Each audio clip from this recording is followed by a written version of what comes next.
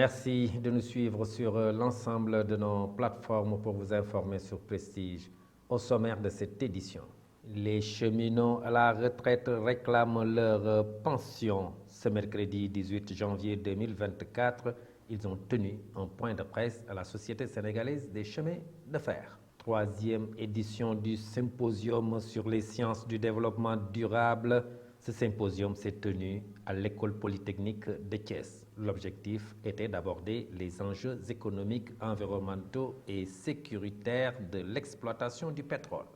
Le maire de la commune de Diass a signé une convention de partenariat destinée à améliorer la gestion des déchets dans cette localité territoriale du département de Mbour. La page de l'actualité nationale avant celle de l'actualité internationale et la page des sports viendra boucler ce journal dans un court instant.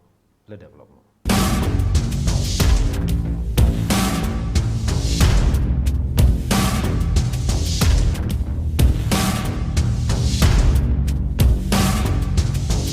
Mesdames, Mademoiselles, Messieurs, bonsoir et bienvenue dans ce journal. Les cheminots à la retraite réclament leur pension.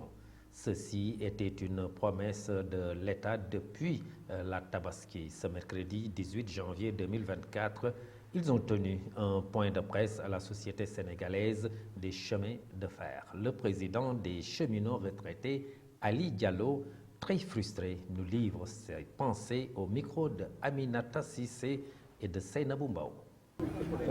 C'est une condamnation. Chaque jeudi, nous sommes déterminés, comme je l'ai dit l'autre jour, nous sommes déterminés à continuer le plan d'action.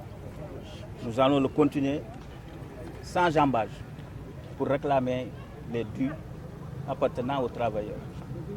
Les travailleurs qui ont fait toute leur carrière, 40 ans de carrière, et au finish, ils se retrouvent avec pratiquement 0 franc au niveau de l'IPRES.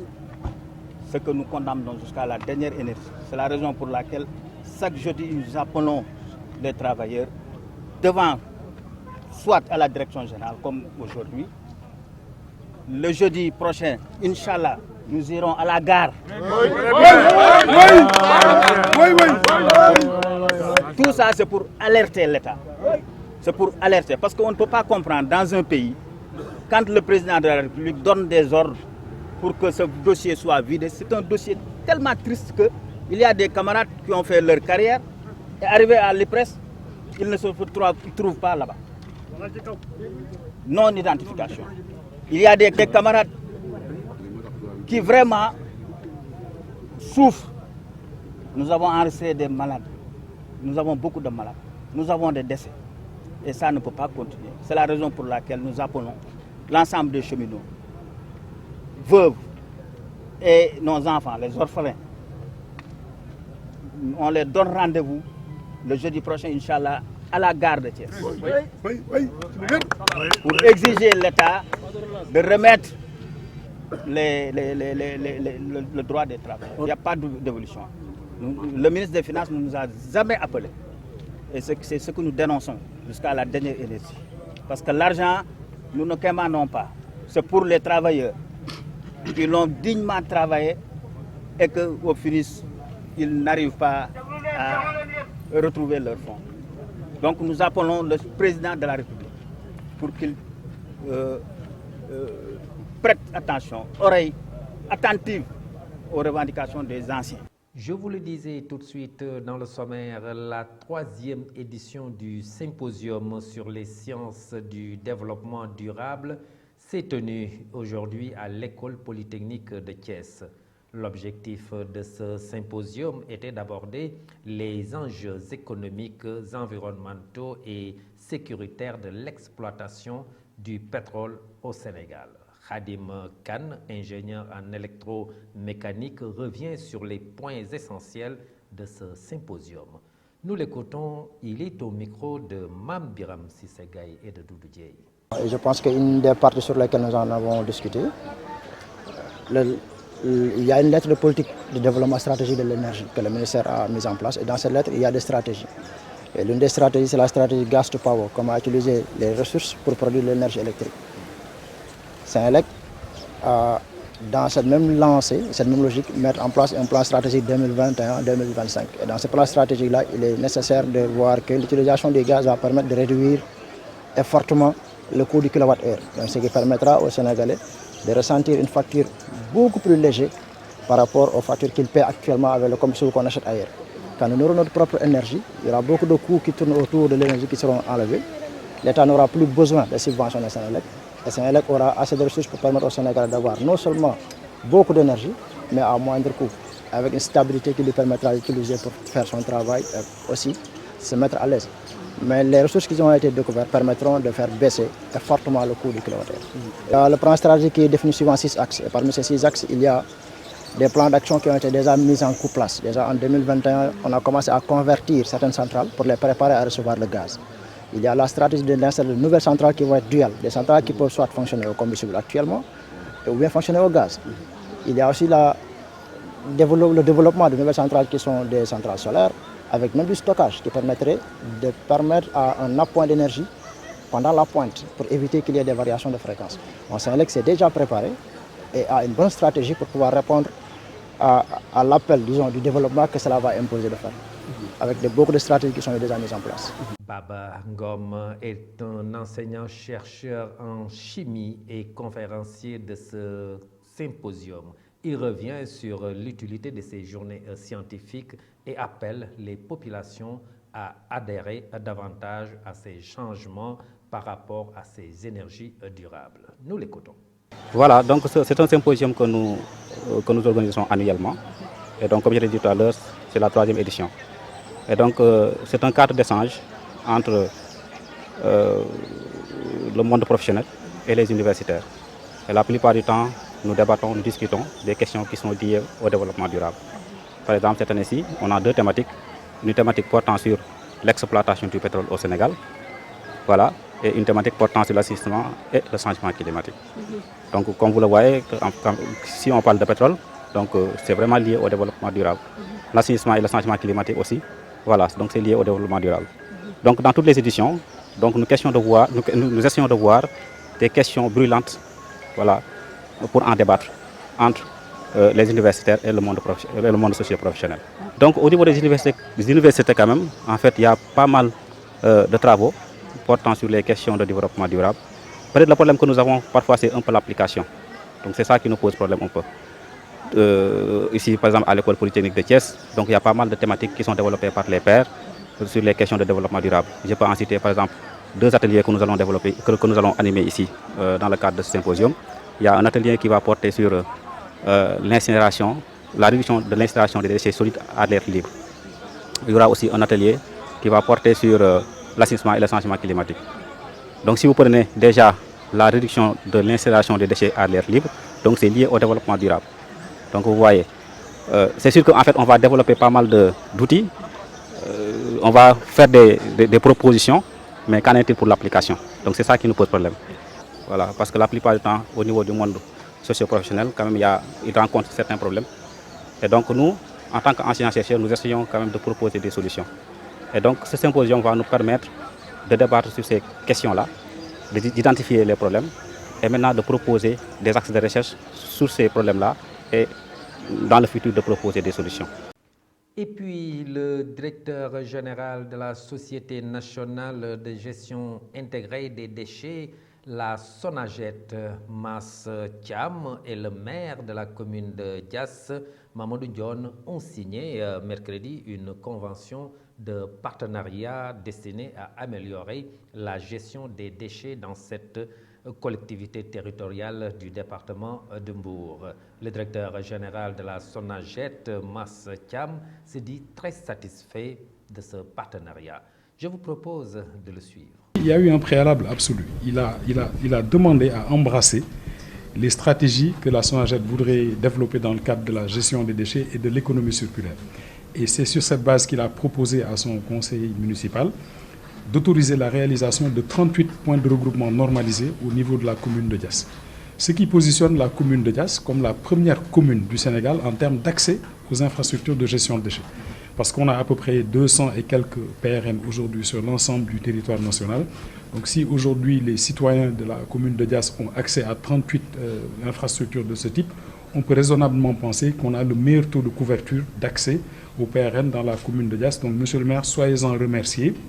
Nous sommes très contents d'avoir aujourd'hui en face de nous une autorité qui a bien compris l'importance de la gestion des déchets et qui accompagne l'État du Sénégal à travers la SONAGED dans cette stratégie d'amélioration de la gestion de nos déchets. À peu près 80 à 100 emplois, monsieur le maire, qui vont être créés aussi pour les communautés environnantes. Donc il y a des bénéfices économiques évidents pour les populations, mais mieux, ça nous projettera aussi dans l'économie circulaire, parce que ces PRN pourraient demain devenir des petites start-up ou des entreprises de tri et de revente de produits à valeur ajoutée qu'on pourrait créer à partir du tri ou de la ségrégation des déchets. Donc nous sommes très fiers aujourd'hui d'avoir ce partenariat-là et nous espérons que ce partenariat fera tache d'huile et que l'ensemble des maires du Sénégal vont s'en inspirer pour améliorer la collaboration avec nous.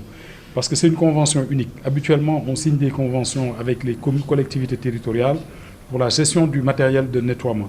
Mais là, c'est une collectivité territoriale qui investit dans des infrastructures de proximité pour améliorer la gestion des déchets, parce que ces PRN nous permettront de limiter ou d'éradiquer les klaxons qui dérangent les citoyens, mais surtout d'éradiquer les dépôts sauvages aussi qu'on constate un peu partout sur le territoire national.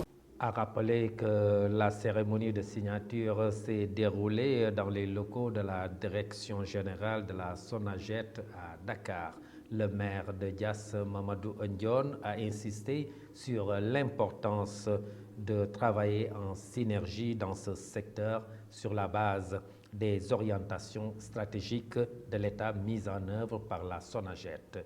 Voici le maire de la commune de Diass, Mamadou Ndione, que nous suivons. Il est important qu'on travaille en synergie. C'est d'ailleurs la raison pour laquelle, sur la base des orientations stratégiques de l'État, orientations mises en œuvre par la SONAGED, la commune de Diass a pu mettre en place des points de regroupement normalisés, mais également a pu anticiper, n'est-ce pas, en termes stratégiques, pour se conformer aux orientations de la SONAGED. Et aujourd'hui, donc, avec cette convention, nous allons renforcer ce dispositif et la SONAGED également va davantage nous accompagner. Il était normal aujourd'hui qu'en tant que commune qui n'a pas l'expertise, qu'on s'adosse aux sachants, on s'adosse à la structure mise en place par l'État, n'est-ce pas, pour atteindre l'objectif dans les meilleures conditions. L'objectif aujourd'hui, c'est d'avoir une commune propre, d'avoir un Sénégal propre, mais également d'avoir des communes qui puissent, dans le cadre du développement durable, s'organiser pour que les ordures puissent être des ordures, comme souvent aiment à le dire les professionnels.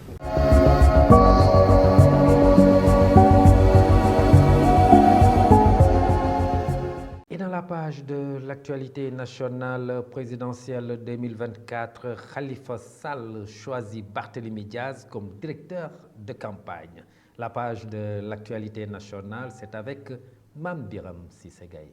L'actualité nationale, le chef de l'État sénégalais a reçu en audience Dakar le général Brice Oligui Nguema, président de transition du Gambie, qui effectue une visite de travail et d'amitié au Sénégal. Le dirigeant gabonais, ancien attaché de défense à l'ambassade de son pays au Sénégal, s'est entretenu en tête-à-tête avec Macky Sall du renforcement des liens de coopération entre Dakar et Libreville. Selon la même source, les deux chefs de l'État ont abordé plusieurs sujets d'intérêt commun, dont la question des visas et des cartes de séjour, ainsi que l'enseignement supérieur qui occupe une place importante dans la coopération sénégalo-gabonaise. Parlons autre chose. Le candidat de la coalition Taxawu Sénégal, Khalifa Ababacar Sall, est en train de mettre en place son équipe de campagne. Khalifa Sall a choisi le maire de Dakar, Barthélémy Diaz, comme directeur de campagne. Selon la même source, cette décision souligne l'importance stratégique accordée à l'expérience et au leadership de Barthélémy Diaz dans la conduite de cette campagne présidentielle.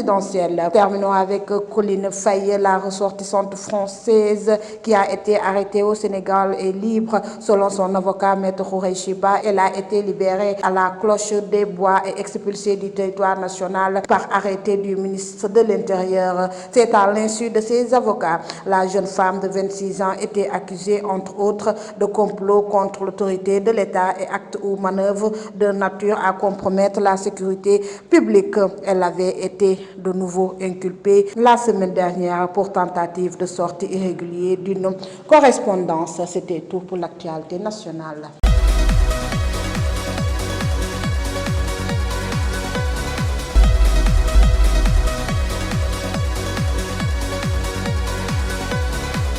Et sur l'international, Benjamin Netanyahou réaffirme son opposition à la création d'un État palestinien.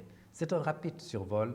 Ramatoulaye Sissé. L'armée israélienne a progressé ce jeudi dans la ville de Khan Younes, dans le sud de la bande de Gaza, après avoir pillonné des zones proches du plus grand hôpital encore en activité dans l'enclave. Au moins un Palestinien âgé de 27 ans a été tué lors d'un raid israélien dans la zone de Tulkarem, en Cisjordanie occupée. Le ministère de la Santé de la bande de Gaza, dirigé par le Hamas, indique qu'au moins 24 620 personnes ont été tuées et 61 830 autres blessées par l'offensive israélienne sur l'enclave. L'armée israélienne a fait plusieurs dizaines de morts jeudi en bombardant massivement la ville de Khan Younes dans le sud de la bande de Gaza, menaçant le principal hôpital encore en activité. De son côté. Le premier ministre israélien Benjamin Netanyahou a réaffirmé son opposition à la création d'un État palestinien, quel que soit le scénario d'après-guerre. La Corée du Nord a annoncé vendredi 19 janvier avoir testé un système d'armement nucléaire sous-marin en réponse aux exercices navals conjoints menés par Washington, Séoul et Tokyo, selon l'agence d'État KCNA. Ces exercices menés en début de semaine ont gravement menacé la sécurité de la Corée du Nord, a déclaré le ministère nord-coréen de la Défense dans un communiqué cité par KCNA. En réponse, Pyongyang a mené un test important de son système d'armement nucléaire sous-marin HAL-523 en développement en mer de l'Est de Corée, ajoute le ministère, faisant référence à une zone également connue sous le nom de mer du Japon. Mesdames et messieurs, c'en est tout pour l'actualité internationale.